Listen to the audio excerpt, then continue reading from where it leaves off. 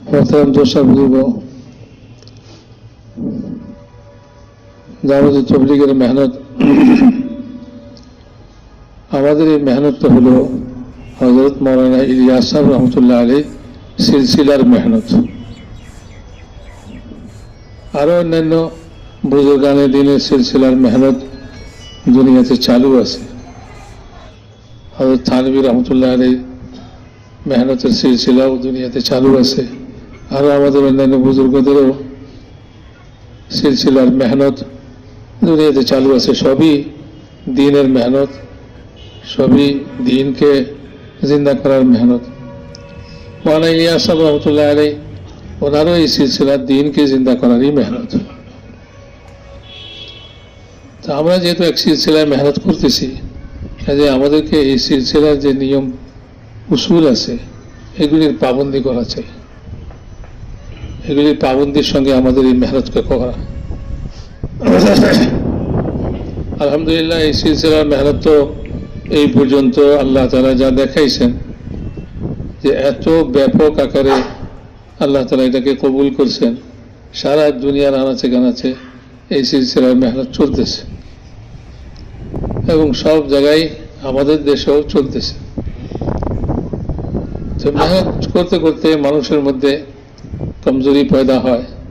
মেহনত যখন ব্যাপক হয়ে যায় তখন বিভিন্ন রকমের মরজ, বিমারি, বাতিনি বিমারি ভিতরে পয়দা হয়ে যায়। এগুলিকে আবার সাফাই করার জন্য আল্লাহ তাআলা বিভিন্ন রকমের হালাত নিয়ে আসেন। আল্লাহ তাআলা কোরআনে পাকের মধ্যেই বলেন, যা কিছু তোমাদের ব্যক্তি জীবনে এবং এই জমিনের বুকে যা কিছু পেরেশানি মুসিবত তোমরা দেখো, এগুলি সবই আল্লাহ তাআলা সৃষ্টি করার আগেই লিখে রাখছেন।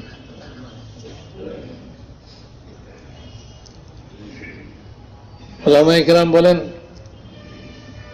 কিয়ামত পর্যন্ত যা কিছু ঘটবে এগুলি সব লৌহে মাহফুজে আল্লাহ তাআলা লিখে রাখছেন। লেখা সীমিত, এই জন্য কিয়ামত পর্যন্ত সীমিত জিনিসগুলা এগুলি লেখা আছে। বাকি কিয়ামতের পরে অসীম, এগুলি লিখিত নাই, কিন্তু এগুলা আল্লাহ তাআলার ইলমে আছে। আল্লাহ তাআলার ইলমে আছে। যেটা লিখিত আছে সেটা আল্লাহ তাআলার ইলম অনুযায়ী অতি সামান্য, খুবই কিঞ্চিত, খুবই কিঞ্চিত। ওয়ালা ইউহিতুনা বিশাইইন মিন ইলমিহি, আল্লাহ তাআলার ইলম অনুপাতে খুবই সামান্যতম ইলমও তোমরা আয়ত্ত করতে পারবে না আল্লাহ তাআলার হুকুম ছাড়া। আল্লাহ তাআলা যেটুকু চাইবেন এইটুকুই আল্লাহ তাআলার কিঞ্চিত ইলম থেকেও তোমরা আয়ত্ত করতে পারবে। তা আমাদের কাছে যা ইলম আছে সেটাও আল্লাহ তাআলা যা লিখে রাখছেন, যা জানাইছেন, তার মধ্যেও অতি কিঞ্চিত। অসীম ইলম আল্লাহ তাআলার কাছে আছে। এবং কিয়ামতের পরে যা কিছু ঘটবে, আবাদুল আবাদ, জান্নাতে জাহান্নামে, এই সব কিছুর ইলম, বিস্তারিত ইলম আল্লাহ তাআলার কাছে আছে। আল্লাহ তাআলা দুনিয়াতে যা কিছু ঘটান, যেহেতু এগুলি আল্লাহ তাআলার আগেই সিদ্ধান্ত যে এরকমই হবে, এরকমই হবে, এটা আল্লাহই আর ফয়সালা করে রাখছেন, লিখে রাখছেন, মানে ফয়সালা করে রাখছেন। আল্লাহ তাআলা হিকমত বলতেছেন কেন, এই জন্য আমি তোমাদেরকে জানাইলাম যে আমি এগুলি সব লিখে রাখছি তোমাদের সৃষ্টির পূর্বেই। এখন প্রশ্ন করবে যে সবকিছু লিখে রাখছেন, আমরা করিনি, তার আগেই লিখে রাখছেন। আমাদের এক ভাই দেওবন্দে যায় বুঝেছে, আমরা আসার আগে আপনারা চিঠি লিখে রাখছেন। তো মোহতারাম সাহেব বললেন, আপনারা আসবেন এই খবর আমরা পাইছি, কি উদ্দেশ্যে আসবেন এটাও আমরা জানছি, সেজন্য সময় কম হিসাবে আমরা আগে থেকে কাজ আগায় রাখার জন্য চিঠিটা লিখে রাখছি। এরকমই আল্লাহ তাআলা সবকিছু লিখে রাখছেন। কেন?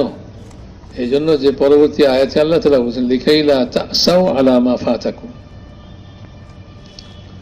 যেটা তোমাদের হাতছাড়া হয়ে গেছে এটার উপরে যেন তোমরা আক্ষেপ না করো। ছুটে গেল, এটার জন্য আক্ষেপ করো না। যেহেতু এটা আগেই লেখা হয়ে গেছে, এটা ছুটবেই, এটার জন্য আক্ষেপ করো না। ওয়ালা তাফরাহু বিমা আতাকুম, আর যেটা আল্লাহ তাআলা তোমাদেরকে দিয়েছেন এটার উপরে উল্লাস করো না। কোরআনে পাকের মধ্যে কারুনকে আল্লাহ তাআলা কারুন সম্পর্কে বলছেন, তার কওমের লোকেরা বলছে আল্লাহ তোমাকে টাকা পয়সা দিয়েছে, তুমি এই টাকা পয়সা পায়া উল্লাস করো না, উল্লাসী হয়ে যাবে। কারণ আল্লাহ তাআলা লা ইউহিব্বুল ফারিহিন, উল্লাসকারীকে আল্লাহ তাআলা পছন্দ করেন। তো নেয়ামত পায়া উল্লাসও করে না, নেয়ামত ছুটে গেলে এর জন্য আফসোস এবং আক্ষেপও করা না। হাদিসের মধ্যে আছে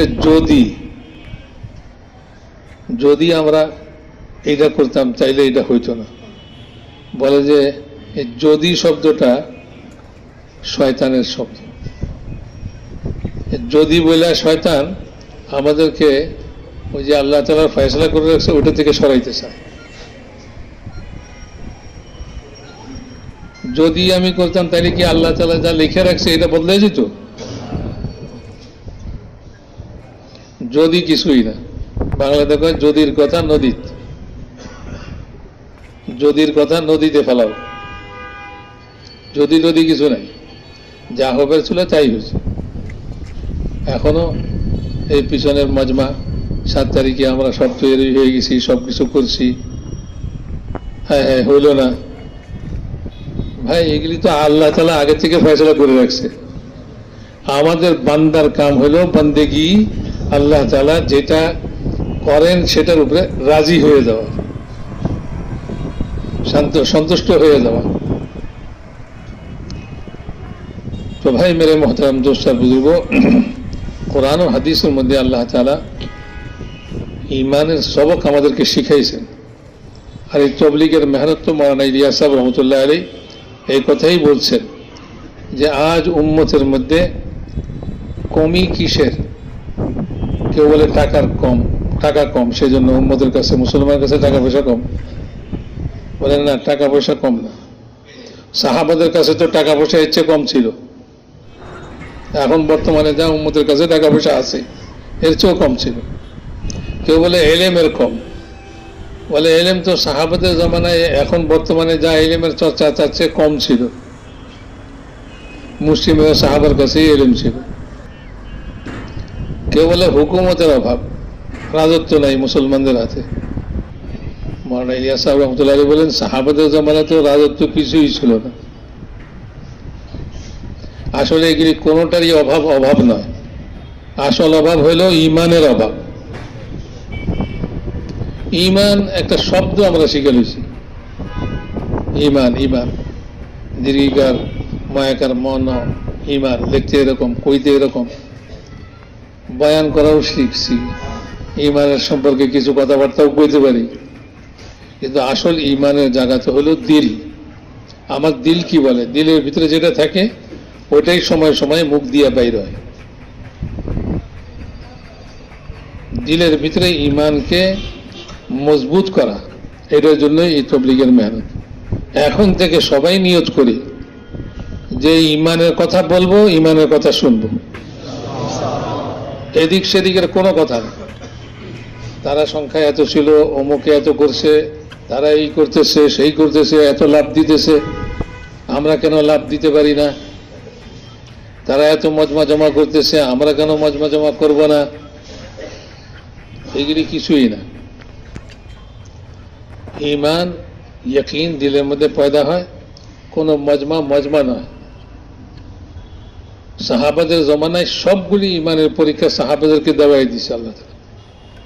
হুনাইনের মধ্যে মজমা ভারী আর প্রতিপক্ষের মজমা কম, এটা দিয়া দেখাই দিছে সাহাবাদের দিলের মধ্যে সামান্য একটু পরিবর্তন আসছে,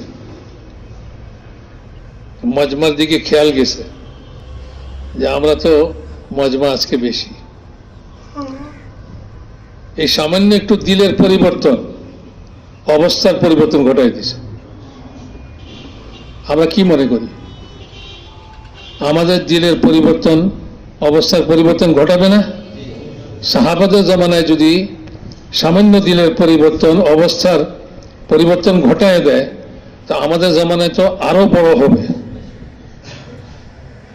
আমাদের তো দিলের অবস্থায় টালমাটাল।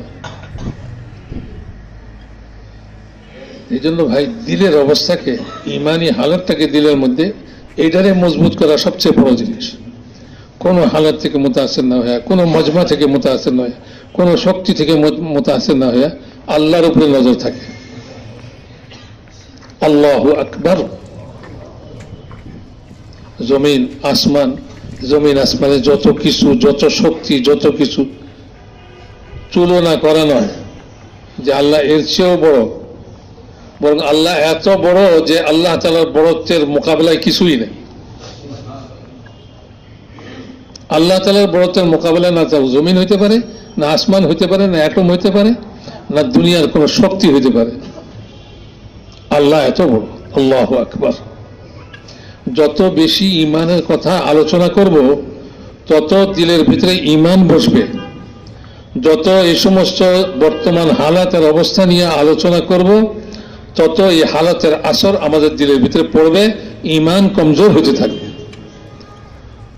আর এটা ইয়াকিন রাখেন, যখন আমাদের দিলের হালত পরিবর্তন হবে, হাজার শক্তি খাটায়ও, হাজার বুদ্ধি খাটায়ও কোনো দিন আমরা উঠতে পারবো না, কোনো দিন আমরা রাস্তা চলতে পারবো না। আমাদের রাস্তা চলার পাথেয়, সম্পদ, খরচ একমাত্র ইমানদারি, দিলের হালতকে ঠিক করা। এখন থেকে যত বেশি ইমানের আলোচনা করবেন, দুইজন একত্র হইলে ওই কথাই বল, ভাই আল্লাহ বড়, আল্লাহ তাআলার বড়াই বয়ান করেন এবং ইমানের কথা বলেন। যে কথা গাছটার দিনে গাছট করে সপ্তাহে একদিন খাড়ায় ইমানের আলোচনা করতাম, এখন উঠতে বসতে ইমানের আলোচনা করি, উঠতে বসতে আলোচনা করি। যে কেউ কোনো মখলুকের কথা বলে, সাথে সাথে আল্লাহ তাআলার বড়াইয়ের কথা বলি, পাল্টা বড়াইয়ের কথা বলি। মেরে মোহতারাম দোস্তার বুজুর্গ, এই দুনিয়া কিছুই না। আসল জিনিস জাহের হবে কার মৌত কি হালতে হয়, কে আল্লাহ তাআলার জাত ও সিফাতের ইয়াকিন লয়ে মরতেছে, কে মখলুক থেকে মুতাসির হয়ে মরতেছে। মৌতের সময় যদি মখলুক থেকে, মখলুকের আসর দিলের ভিতরে থাকে, হাজার কলমার তলকিনও কলমা মুখে আনবে না। হাজার মানুষের বিষয়ে যদি বলে লা ইলাহা ইল্লাল্লাহ পড়ো, তো সে ওই কথা বলবে হারেক মাল চারে না, হারেক মাল চারে না।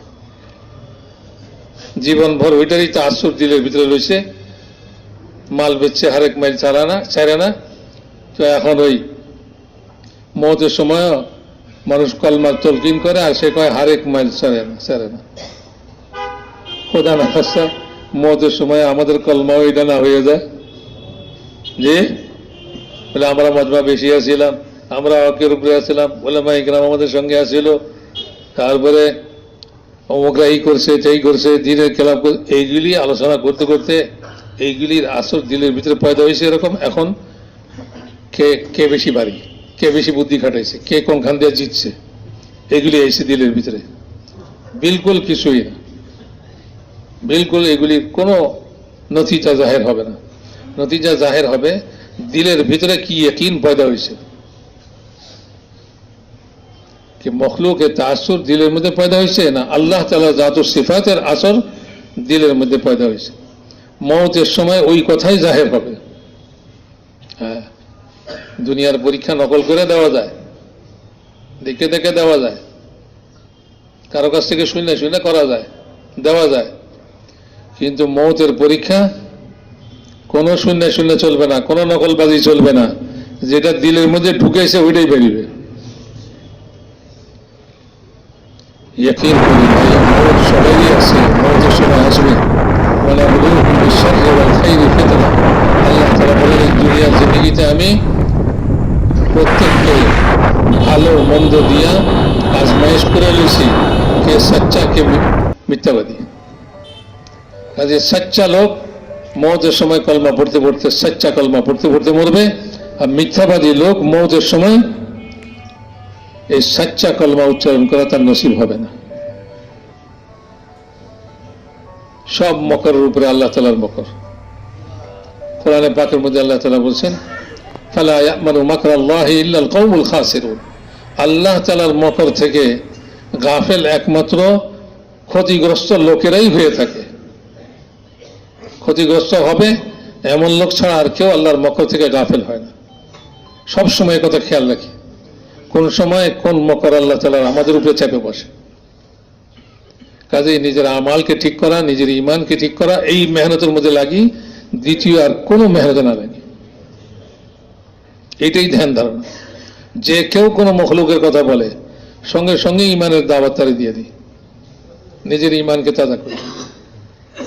কে ওই মখলুকের দাওয়াতের ইয়াকিন আমার দিলের ভিতরে না ঢুকে।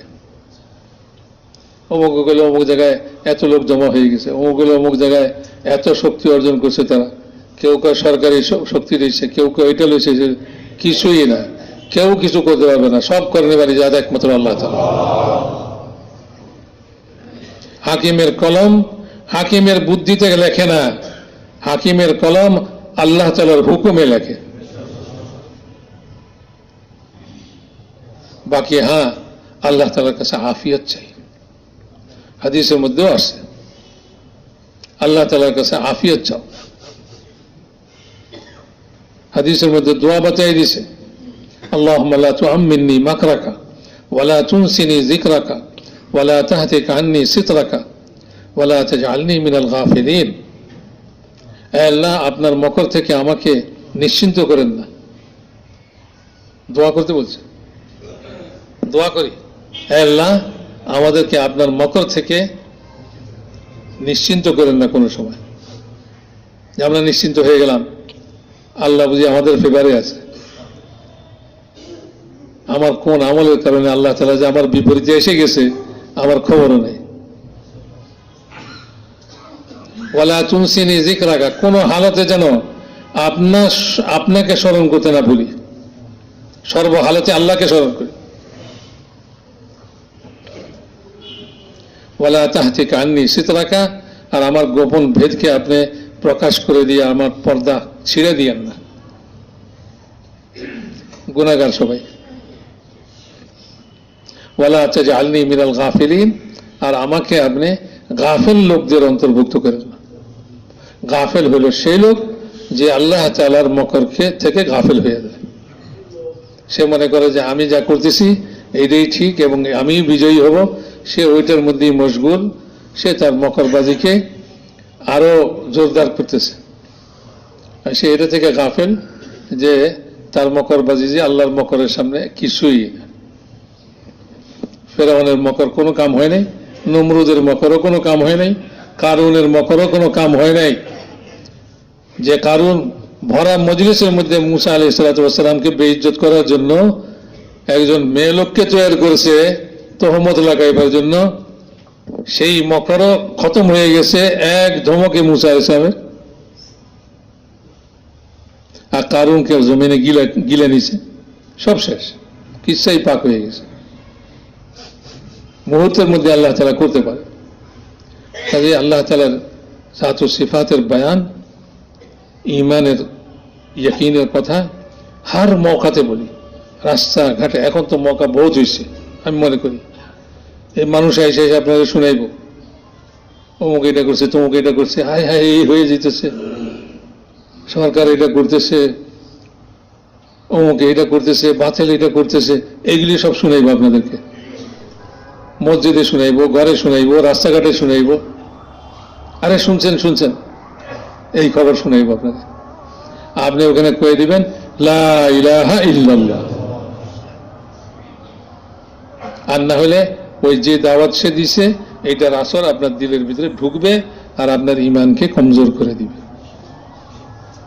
যদি আপনি এই মখলুকের আলোচনার মোকাবেলায় ইমানের আলোচনাকে না আনেন তাহলে আপনার ইমান কমজোর অবশ্যই হবে। একটা দাগ মখলুকের আলোচনা দ্বারা আপনার দিলের ভিতরে ইমানের খেলাফ লেগে দেবে। চাপাবাজি না, খুব ভালো বয়ান করতে পারে। নিজের ইমানকে মজবুত করার জন্য সব সময় ইমানের কথা বলে, যাতে এইটার আসর, এইটার দাগ দিলের মধ্যে লাগে। মৌলানা ইলিয়াস সাহেব রহমতুল্লাহ আলাইহি মেহনতের তরিকাই এটা। ভাই সব মুশকিলাত যত কিছু আছে সব আমল খারাপ হওয়ার কারণে, আমল খারাপ হয়েছে ইমান কমজোর হওয়ার কারণে। কাজে এই উম্মতের অবনতির একটাই কারণ, সেটা হলো তার ইমানের কমজোরি। এই জন্যই বলতেন আমি যদি এই মেহনতের নাম রাখতাম তো ইমানি আন্দোলন নাম রাখতাম। ইমান যদি মজবুত হয়ে যায় মানুষের আমল ঠিক হয়ে যাবে, আমল ঠিক হয়ে গেলে হালাত ঠিক হয়ে যাবে, দুনিয়ারও ঠিক হবে, আখিরাতেরও ঠিক হবে।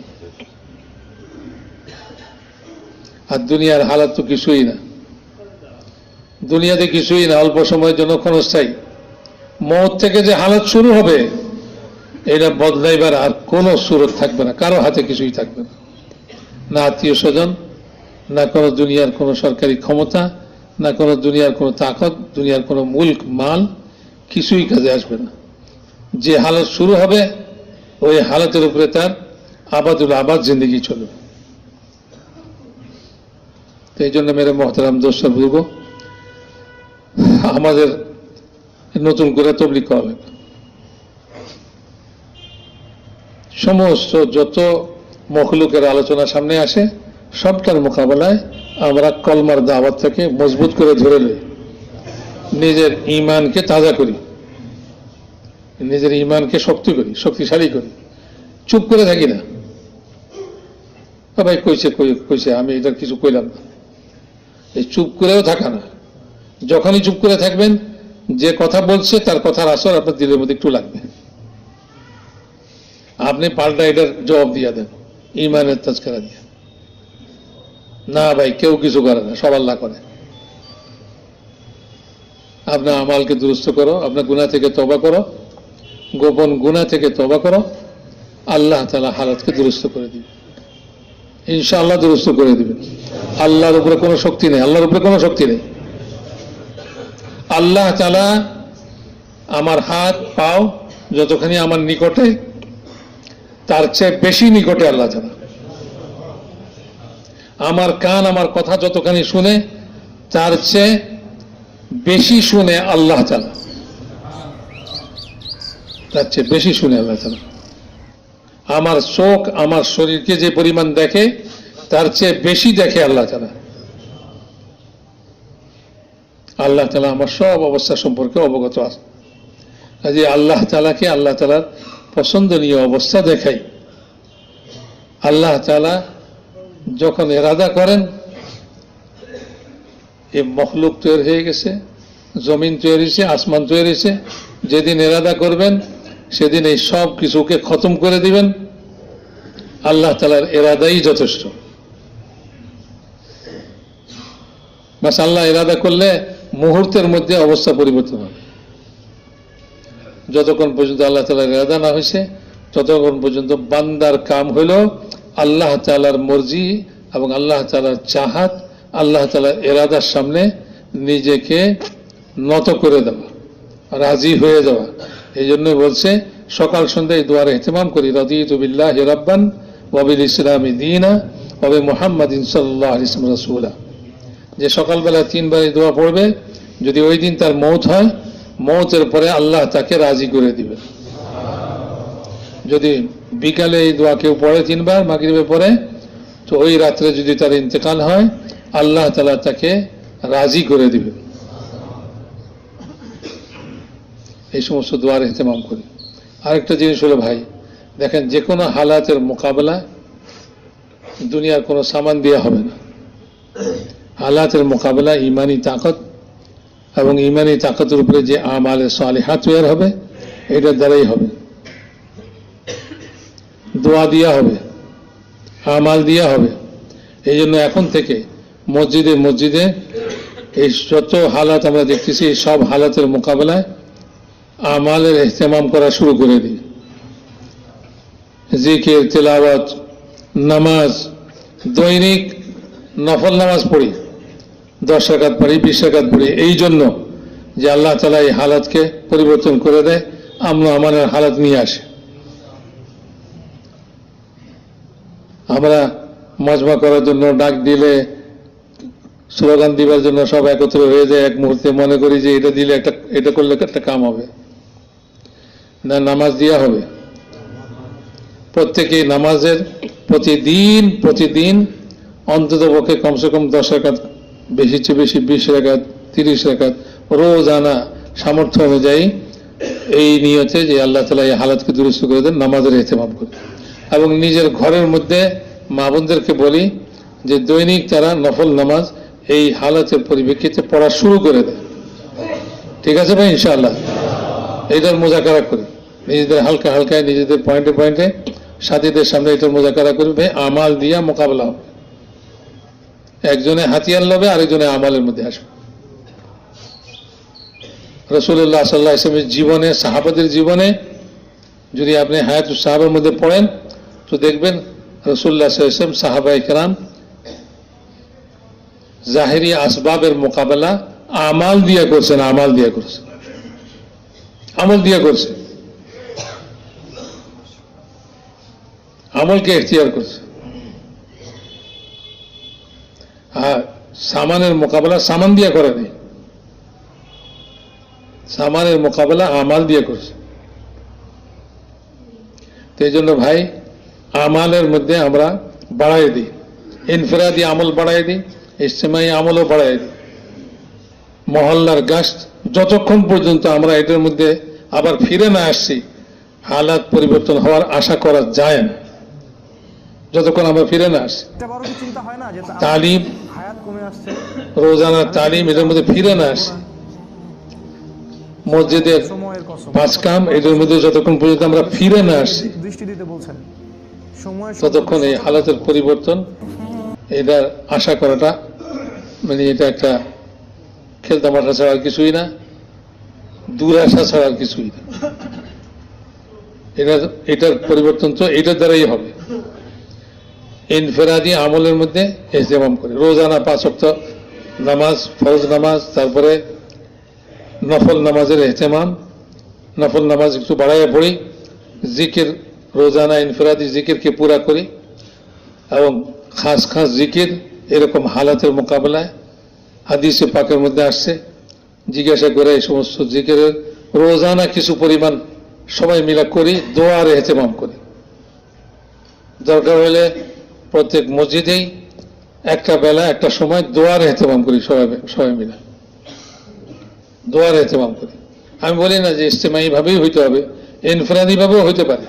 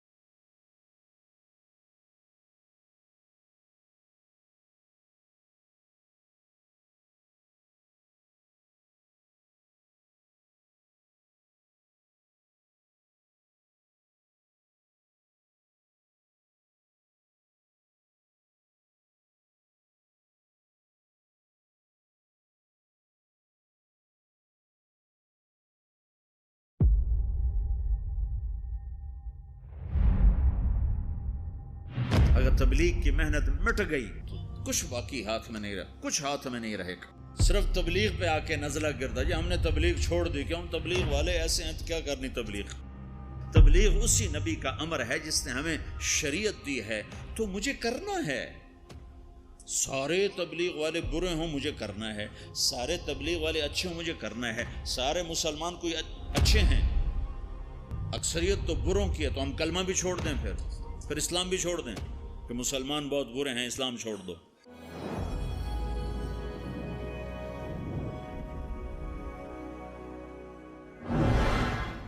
اور دوسری چیز جو میرے نبی کی زندگی میں وہ دعوت اللہ ہے، وہ یہ تبلیغ ہے، یہ تبلیغ ہے جو میرے نبی نے آخری حج میں آپ نے 9 تاریخ کو میدان عرفات میں فرمایا، نظر اللہ امرأ سمع مقالتی فوعاها ثم اداها كما سمعها فرب مبلغ اوعى من سامع۔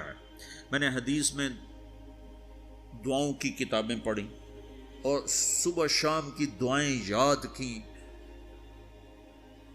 قرآن کی دعائیں، صبح شام کی دعائیں۔ یہ جو دعا میرے نبی نے دی ہے، کسی کو یہ دعا نہیں دی جو اللہ نے یہاں تبلیغ کے کام کرنے والوں کو دعا دی۔ عجب لفظ ہے، نضر اللہ عمرا۔ پہلے میں تمہیں ترجمہ کر کے بتاتا ہوں۔ میرے نبی نے کہا، یا اللہ جو میرا پیغام لوگوں تک پہنچائے ہیں، تم سمجھتے ہو کہ تبلیغ صرف تبلیغی جماعت والوں کا کام ہے، جس کا چلہ لگا 3 چلے گا وہ تو تبلیغ کرے گا، ہم ڈالر کمائیں گے۔ اور تم سمجھتے ہو کہ تبلیغ صرف نیک لوگوں کا کام ہے، ہم تو گناہگار لوگ ہیں، ہم کیا تبلیغ کریں گے؟ اور جی ہمارا تو اپنا ہی عمل نہیں، ہم نے کیا تبلیغ کرنا؟ یہ ساری باتیں شیطان کا چلایا ہوا چکر ہے۔ سنو، میرا نبی فرما رہے ہیں، یا اللہ میرے جس امتی نے میری بات کو سنا، فوعاہا، اسے محفوظ کیا، ثم اداہا کما سمعہا، خود عمل ہے یا نہیں آگے پہنچایا، خود عمل ہے یا نہیں لیکن آگے پہنچایا۔ پہلی جماعت مولانا الیاس صاحب نے بھیجی، پہلی جماعت، جس جماعت کے بعد آج اتنے بڑے نقشے بنے ہوئے ہیں، پہلی جماعت گئی، واپس آئی، ہاں بھائی سناؤ کیا کیا؟ کہا جی حقو پیا، حقہ نہیں ہوتا پنجاب ہندوستان میں بھی ہے، پاکستان میں، کہا جی حقو پیا، میں باتی تھا نا، حقو پیا، گنجی کھائی، گنجی وہ میٹھے چاول کو کہتے ہیں، گنجی کھائی، مہری کھائی، مہری وہ جو بناتے ہیں، لسی میں جو بناتے ہیں، تو ان کی تعظیم، اور سوئے اور آ گئے، شاباش، انقلاب آ گیا، بہت بڑا کام کیا، بہت بڑا کام کیا۔ تو تم بھی اب پاناما میں اس پہلی جماعت کی طرح ہو کہ تم نوجوان اکثر ہو چکے ہیں، بوڑھے تھوڑے ہو چکے ہیں، نئی نسل پروان چڑھ چکی ہے، اب تمہیں تبلیغ کا کام کرنا ہے، تم جاؤ، کھا کے آ جاؤ، سو کے آ جاؤ، پی کے آ جاؤ، جو مرضی کر کے آ جاؤ، بیچ سے گزر کے آ جاؤ، لیکن تم نے بہت بڑا کام کیا کہ تمہارے قدم اللہ کی نسبت سے اٹھے ہیں، یہ ضرور رنگ لائیں گے۔ میرے تو ذمہ ہے، اگر بت ہیں جماعت کی آستینوں میں، مجھے ہے حکم اذان لا الہ الا اللہ۔ مجھے تو صدا لگا، تم لوگ پھیری نہیں لگاتے ہو، سودا بیچتے ہو کہ نہیں بیچتے ہو؟ ارے بکتا ہے کہ نہیں بکتا؟ پھیری لگانے سے سودا بکتا ہے۔ تم لا الہ الا اللہ کی پھیری لگاؤ، تمہیں بڑے خریدار ملیں گے۔ تم نے پھیری لگانا ہی چھوڑ دیا ہے، صرف ڈالر بنانے کے چکر میں پڑ گئے ہو۔ یہ ہمارا کام ہے، یہ ہماری ذمہ داری ہے، تبلیغی جماعت نہیں۔ محمد مصطفیٰ صلی اللہ علیہ وسلم میدان عرفات میں کہہ رہے ہیں، نضر اللہ امرأ سمع مقالتی فوعاها ثم اداها كما سمعها فرب مبلغ اوعى من سامع۔ میں نضر بعد میں بتاؤں گا۔ یا اللہ جو میرا امتی، جو تیرا بندہ میرا پیغام سنے، پھر اسے محفوظ کرے، پھر آگے پہنچا دے، عمل کرے یا نہ کرے، اس میں ہے ہی نہیں۔ ایک اور حدیث سا سناتا ہوں، من یاخذ عنی هؤلاء الکلمات فیعمل بہن او یعلم من یعمل بہن، یہ صحاح ستہ کی روایت ہے۔ آپ نے کہا کوئی ہے مجھ سے کچھ باتیں لے لے یا خود عمل کر لے، نہیں کر سکتا تو کسی عمل کرنے والے کو بتا دے۔ تو اگر عمل کرنا شرط ہوتا تبلیغ کے لیے تو میرا نبی یہ تو نہ کہتا۔ تو ابو ہریرہ کہنے لگا یا رسول اللہ میں تیار ہوں، مجھے بتائیں۔ یا اللہ، جو میرا امتی تیرا بندہ میرا پیغام سنے اور اسے آگے پہنچا دے، جیسے سنا تھا آگے پہنچا دے، تو یا اللہ تو اسے نظرت عطا فرما۔ نظرت، یہ لفظ آپ یہاں پاناما میں سمجھ نہیں سکتے، چونکہ آپ کے یہاں خزاں ہے ہی نہیں، اور یہ سمجھ میں آتا ہے جب خزاں دیکھی ہو، پت جھڑ۔ دسمبر میں آ کر ہمارے ہاں پتے جھڑ جاتے ہیں، جنوری میں پتے جھڑ جاتے، درخت ننگے ہو جاتے، بالکل ننگے ہو جاتے، اور قرآن میں یہ لفظ آیا تعرف فی وجوہہم نظرۃ النعیم، تو دیکھے گا ان کے چہروں پر نعمتوں کی نظرت۔ ابھی میں ترجمہ بعد میں کرتا ہوں۔ وَلَقَّاهُمْ نَظْرَةً وَسُرُورًا، ہم انہوں نے سرور بھی دیا، نظرت بھی دی۔ نظرت ظاہر کی چیز ہے، سرور اندر کی چیز ہے۔ اب نظرت کیا ہے؟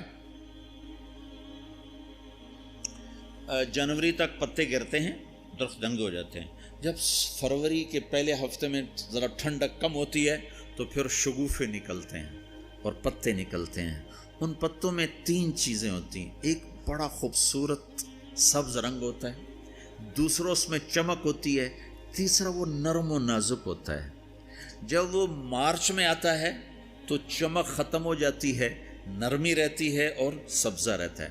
جب اپریل آتا ہے تو اس کی نرمی بھی ختم ہو جاتی ہے، چمک بھی ختم ہو جاتی ہے، صرف سبزہ رہ جاتا ہے، سبز رنگ رہ جاتا ہے۔ یہ جو اس کے اندر 3 خوبیاں جمع ہوتی ہیں، ایک چمک، ایک رنگ اور ایک اس کی لچک اور نرماہٹ، یہ تین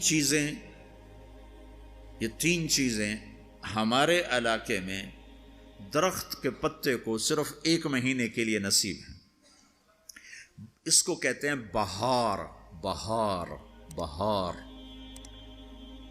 دنیا میں ناممکن ہے ایسی بہار مستقل قائم رہے۔ اپریل میں جاتے ہی بس اس کا ایک روپ رہ جائے گا سبز، باقی 2 روپ ہوا لے جائے گی، تپش لے جائے گی۔ یہ دنیا میں نہیں ہو سکتا۔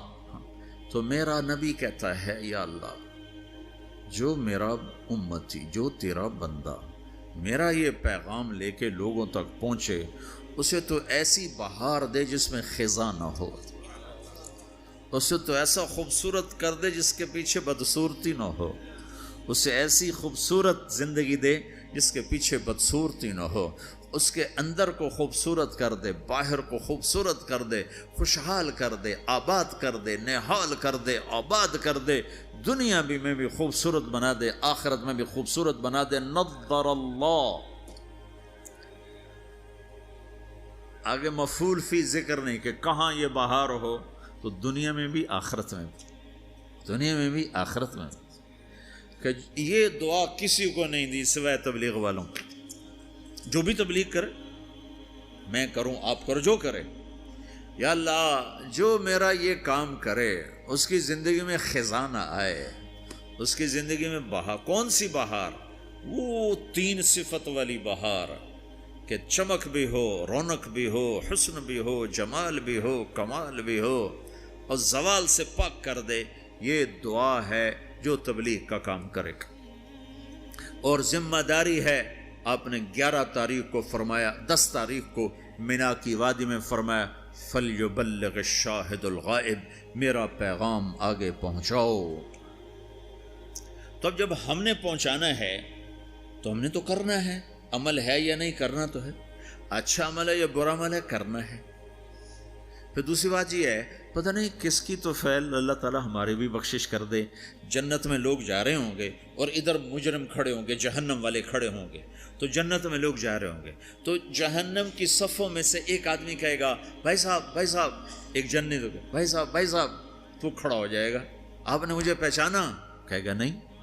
کہا میں نے دنیا میں آپ کو وضو کی ضرورت تھی تو میں نے آپ کو وضو کا پانی دیا تھا، یا یوں آتا ہے میں نے آپ کو پیاس تھی، میں نے آپ کو پانی پلایا تھا، یاد آیا؟ کہا ہاں یاد آیا۔ کہا دیکھو میری جہنم کا فیصلہ ہو گیا ہے، میری سفارش تو کر دو۔ تو وہ کہے گا یا اللہ یہ تیرے اس بندے نے میرے اوپر ایک احسان کیا ہے، مجھے یاد دلایا ہے، میرا جی نہیں چاہ رہا کہ میں اس کے بغیر جنت میں جاؤں، اللہ اس سے بھی میرے ساتھ کر دے، تو اللہ فرمائے گا چل تو لے جا، تیرے پیچھے اس کو بھی کر دیتا ہوں، ٹھیک ہے۔ میری ساری تبلیغ مردود ہو گئی، شہرت لے گئی، واہ لے گئی، ممبر پہ بیٹھنے والا یہ نہیں کہہ سکتا کہ میں اللہ کے لیے کہہ رہا ہوں۔ میں تمہارے بارے میں قسم کھا سکتا ہوں کہ تم سب اللہ کو راضی کرنے کے لیے آئے بیٹھے ہو، میں اپنے بارے میں نہیں کہہ سکتا کہ میں اللہ کے لیے تم سے بات کر رہا ہوں۔ میں موت پہ مجھے پتہ چلے گا کہ یہ مردود تھا یا مقبول ہے، یہ شہرت کا افسانہ تھا یا دین کی محنت تھی، یہ موت پہ پتہ چلے گا، اس سے پہلے مجھے کچھ پتہ نہیں۔